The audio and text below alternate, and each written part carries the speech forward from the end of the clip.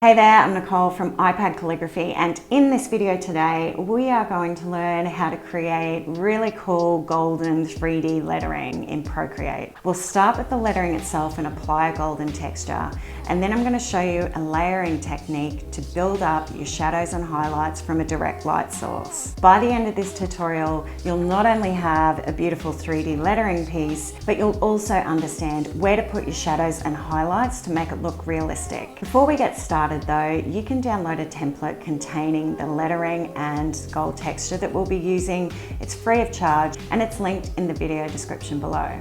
Make sure to stick around for the end though. I'm going to show you a particular trick that really makes the lettering pop. Okay, so let's get started. In case you're creating your own artwork file, the canvas size I'm using is 3000 by 3000 pixels at 300 dpi. And you can fill the background with any color you like. I'm using this deep purple. I also have like a nice gradient effect of the lighting behind, which fades out to a darker color. So we're going to start by applying a shadow to the lettering, and the way to do that is to simply create a copy of the lettering layer. So duplicate the lettering layer by sliding the thumbnail to the left and just choose duplicate from the menu options. To make it really clear and easy to see what we're doing, I'm going to make that shadow layer a light blue. So in order to fill the area of the layer but nothing outside it, you want to actually alpha lock it. And to do that, we just slide 2 fingers to the right on the layer thumbnail, and you see that that small preview image gets a checkered background, and that means that the background itself is locked. If you tap on the layer thumbnail and choose fill layer from the menu, you can fill that with blue.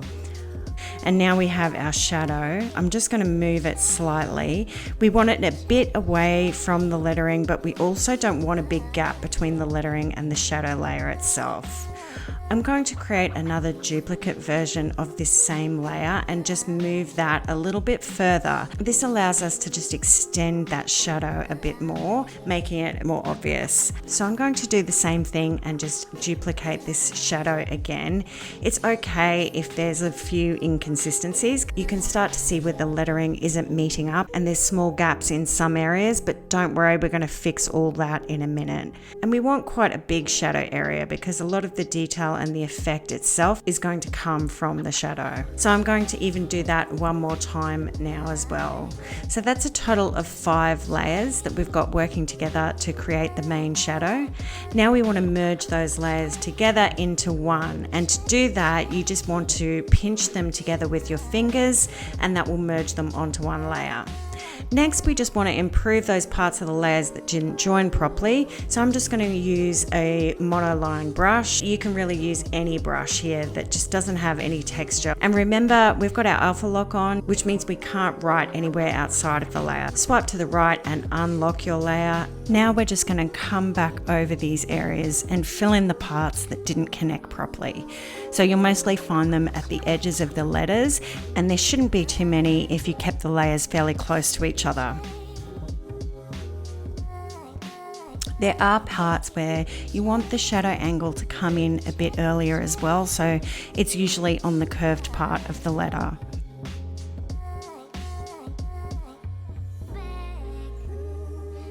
Using the layers to make the shadow is a real time saver because it allows you to get the majority of the work done, and the shape is going to be exactly the same as the lettering itself. And it just means that you have some small repair jobs like the gaps that we're filling in now. So we're onto our last line on the lettering now. So maybe I should have chosen a shorter word or quote for this, but I believe in you guys. I hope you're still with me. I know that you have the focus and patience to work on these larger lettering projects, and you learn more by doing these full projects. It can be really rewarding to see your composition through to a full effect rather than just using a single letter or word. Alright, so just give it a look over when you're finished and make sure you haven't missed any bits, especially in these endings. They're usually the biggest culprit, and I see that I've missed one here, so I'm just going to correct that and smooth the shadow. Okay, great. So now we have our shadow. I'm going to put the gold effect to the lettering now. So tap on the original lettering layer and choose select. And then we want to turn on the texture, which is just above it here. Make sure it's active. This will just show by the thumbnail being highlighted in blue. And you want to 3-finger swipe on the screen and choose copy. And then we're going to 3-finger swipe again and just choose paste from the menu. And you'll see that your gold lettering is now pasted on top. Now that we have the gold, the next step is to change the color of the shadow to the base color that we'll be working with. So again, using that alpha lock trick, just slide 2 fingers to the right. Now I have a color palette here, so I'll be putting the color values on screen so that you can use the same colors.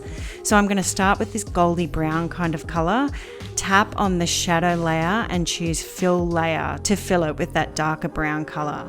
And now I'm also going to turn off the original white lettering layer underneath because it sort of gives a halo around the gold. So we'll just tap on the little checkbox to turn the visibility of that layer to off. So just some quick housekeeping. Let's put the layers that we're going to use together.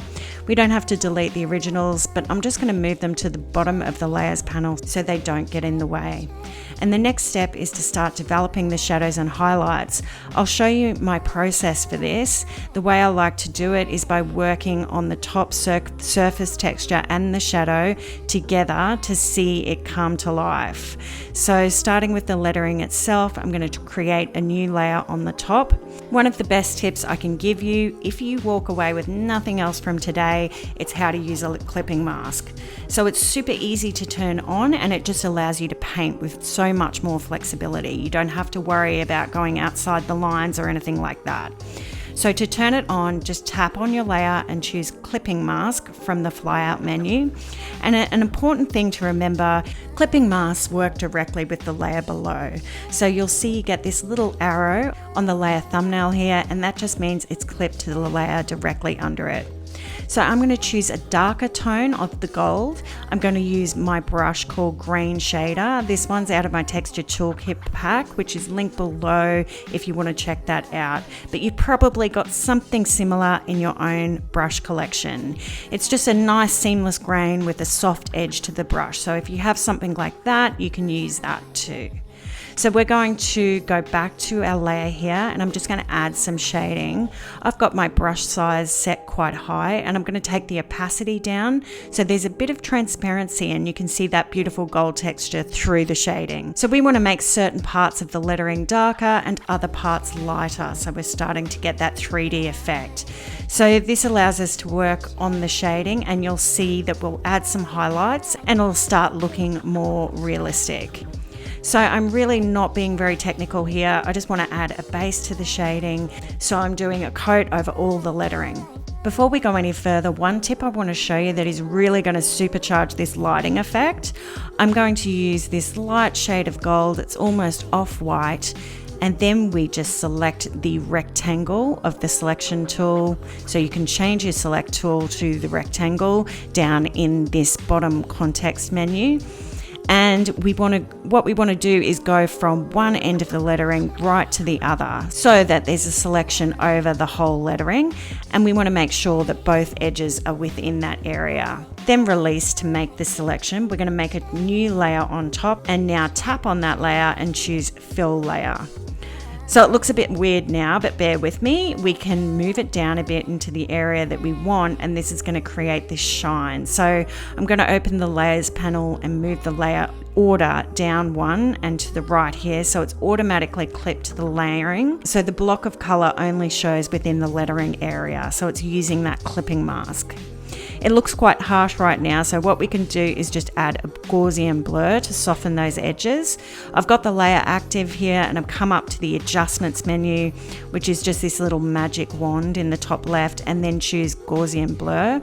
You can slide your pencil across the screen slowly and that will increase the blur that you're applying. So we don't want it to be super blurry whereas you can't even see it anymore. You can keep this blue line at the top and that's telling you the percentage. So just keep going. I've got mine set to about 10%.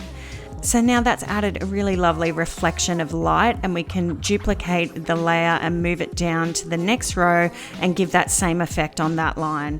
And also we're going to copy it again and do it for the last row. And what I might do too is just change the order of the layers. I'm going to put my shading layer under it so the shine is more obvious. Okay, so that's looking good, but what we want to do is add more detail. So I'm going to start working on the highlights now. Select the very top layer and create another layer, and make sure you've got the clipping mask activated. So tap the layer and choose clipping mask. Now go back to your grain shader brush or whatever brush you're using and make sure the opacity is down and the brush is a medium size. So I'm going to accentuate the highlight areas. If you think where the light source is coming from, I usually place it at the top left. So there's going to be areas of the lettering that pick up the light and they'll be lighter and brighter. So just consider that when you're adding these highlights to any parts where the light would be shining. It's really just by eye, and that's the beauty of digital. You can just add and adjust where you go. You can always remove something if it doesn't look right. Continue to add the highlights with your shader brush, and don't worry too much, we'll be adding more detail later. This is just like an original first pass. So I'm mostly doing the top, and then I'm also doing the letter connections at the bottom, so we really start seeing it pick up that light. So play around with it and you'll see that once you start working on it, it's going to start making sense, and you'll see intuitively where you want to put the shading and where the light parts will be going. It's actually a really enjoyable process watching this come together. And if you don't think so, you're probably on the wrong channel. But if you're still with me, I'm pretty sure you're enjoying this too. Now we can see the effect coming together. And as I said, I like to switch between working on the shadow and the foreground layers so it really works as a whole. So I'm going to change to the darker tone now for the shadow, create a layer on top. I always use separate layers so that you can turn them on and off and adjust without compromising that main layer underneath. And I'm staying with the medium brush size and mid opacity setting. And now we need to think about how the lighting would be hit on the shadow. But as a first pass, just like we did before with the highlights, we're going to use these broad strokes to give a base with that darker color. Because there's a texture to this brush, it works really well to build up the effect in stages. So this first step just gives the overall texture. I don't worry too much here. You'll start to see the areas that you want to make darker and work into that more. But just like before, we're really adding the base layer first and some variety in tone, and then we're going to come back over it and add more shading. Okay, so once you've got that base layer, next we're going to add another layer on top and choose clipping mask.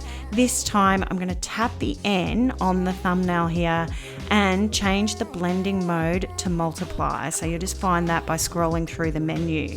What multiply does, it really enhances the color and interacts with the layers below. So I'm going to choose this darker brown and bring my brush size down a bit, and then I'm going to work into the areas that should be darker with this smaller brush size, because I want to get really specific with the detail now.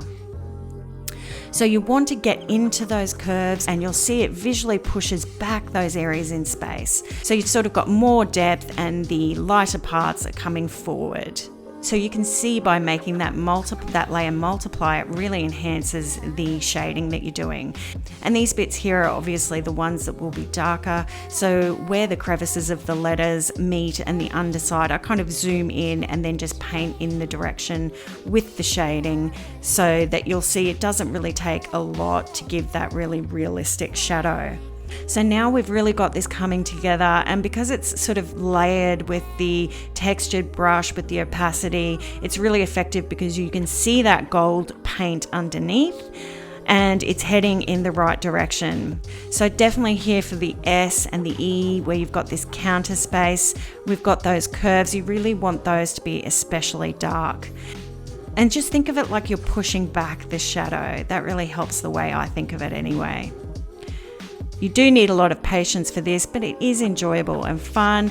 I love just putting on a podcast and just really working into the shading. So you're learning so much doing this in real time because you're taking in the actions, you're seeing what clipping masks do, you're seeing these different shading techniques. It's an awesome skill to have, and it's something that you can even improves your drawing skills because of this shading and knowing how to get something to look realistic and three-dimensional. And remember that we've got that band of color, that lighter color that really makes that lettering stand out too. Sometimes you just need to build on the effect. It doesn't look perfect, but you just keep going, 3 or 4 layers building up, and you start to make it more realistic. Especially under the curves, you want those to be dark. And the worksheet that we're using now was actually a freebie on my website a couple of weeks ago. So if you do want to learn the lettering, you can grab that from my website as well. So I know that's something you could also use this effect on text if you're not comfortable with lettering or you don't want to do the lettering yourself. And now, just like we did with the shading, we're going to accentuate some of those highlights now. So I'm going to add a layer and use clipping mask. I'm going to choose a brighter color. So this is like a bright golden color. And I'm going to add some highlights to some of these.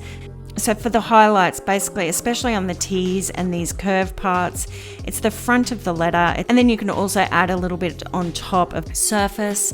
And you can always reduce the opacity of this layer if you think it needs to be a little less. But it's nice to have the light really picking up on the lettering.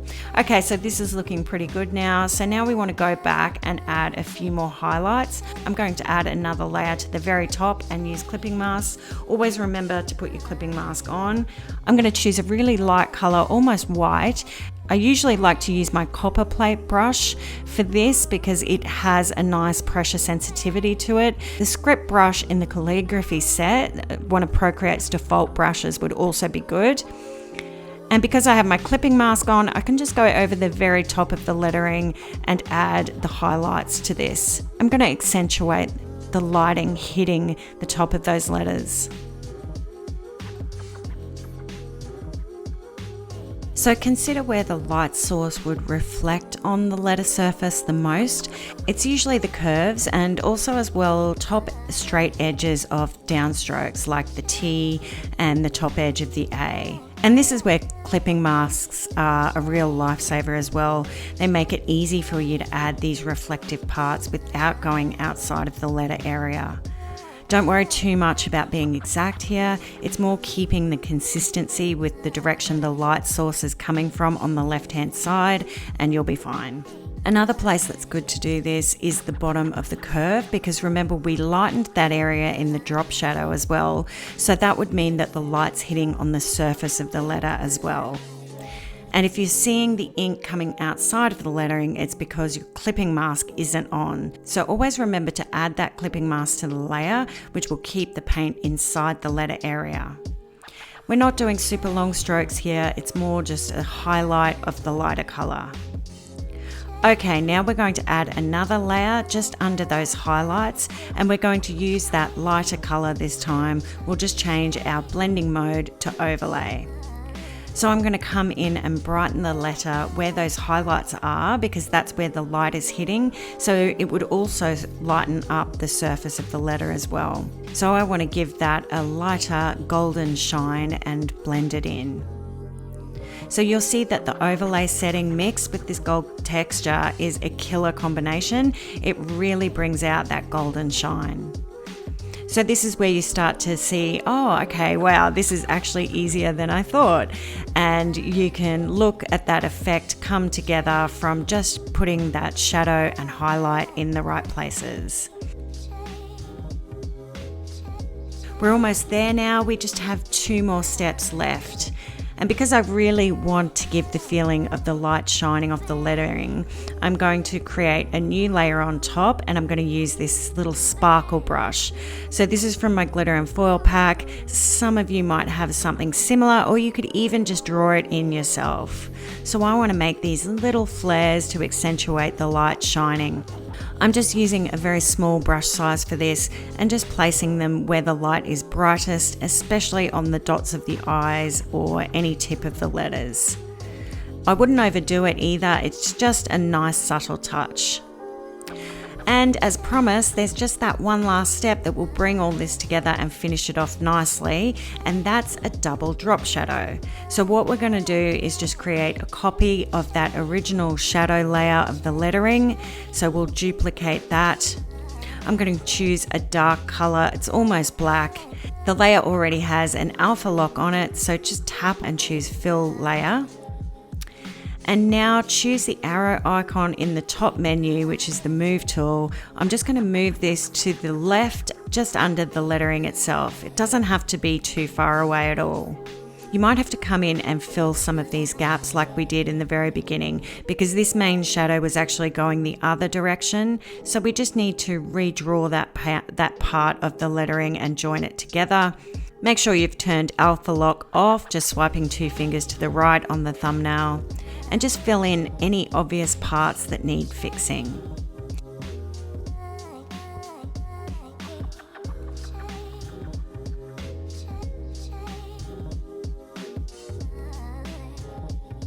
So once you have that double drop shadow looking good, you can drop the opacity back a bit just by tapping the N and then turn down on the opacity slider.